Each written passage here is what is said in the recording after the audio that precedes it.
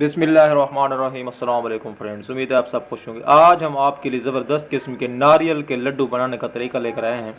नारियल जिसको गर्री या खोपरा भी कहते हैं, आपको पता है बहुत कीमती जो है वो मेवा है।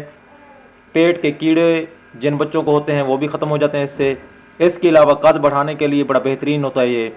पहले हम आपको तरीका बताते हैं कि इसको बनाना कैसे है, और उसके बाद जो फ़वायद हैं कुछ मैंने अभी बता दिए हैं, कुछ इंशाल्लाह बाद में आपको बताएंगे। अगर आप चैनल पर नए हैं तो चैनल को सब्सक्राइब लाजमी फरमा दें ताकि आने वाली हर अपडेट आपको तक पहुंच सके।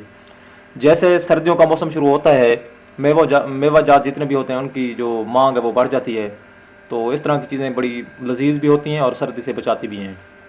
तो इन लड्डुओं को बनाने के लिए आपको क्या क्या सामान दरकार है, बिल्कुल सिंपल सामान है, आप घर में बना सकते हैं और ज़बरदस्त होते हैं ये। आप बनाएं, बच्चों को दें। बेसन 1 कप लेना है, घी आधा कप लेना है, पिसी हुई चीनी आधा कप लेनी है, पिसा हुआ खोपरा आपने 1 कप लेना है।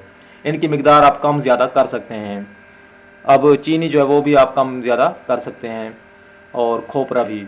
उसके बाद जो तरकीब है भाई, इसको आपने बनाना कैसे, तैयार कैसे करना है। सबसे पहले आपने घी गर्म करके हल्की आंच पर बेसन भूनना है, चूल्हा बंद कर देना है। खोपरा मिलाकर हल्का ठंडा होने पर चीनी मिलाकर लड्डू बनाकर मज़ेदार लड्डू इस्तेमाल करने हैं।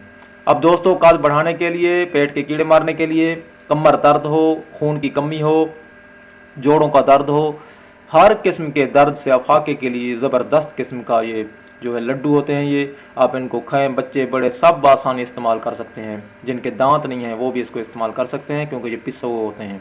और सर्दी से बचने का बेहतरीन तरीका है, अभी से इसको इस्तेमाल करना शुरू कर दें। खून पैदा करती है ये नारियल। इसके अलावा कद बढ़ाने में तो इसका कोई सानी नहीं है, और पेट के कीड़े भी ख़त्म हो जाते हैं और पेट साफ़ हो जाता है। उम्मीद है आपको ये रेसिपी पसंद आई होगी। आप एक दफ़ा लाजमी ट्राई करें इनको, ताकि आप इससे भरपूर फ़ायदा हासिल कर सकें। वीडियो देखने का बहुत बहुत शुक्रिया। अपना बहुत सा ख्याल रखें। अल्लाह हाफिज़।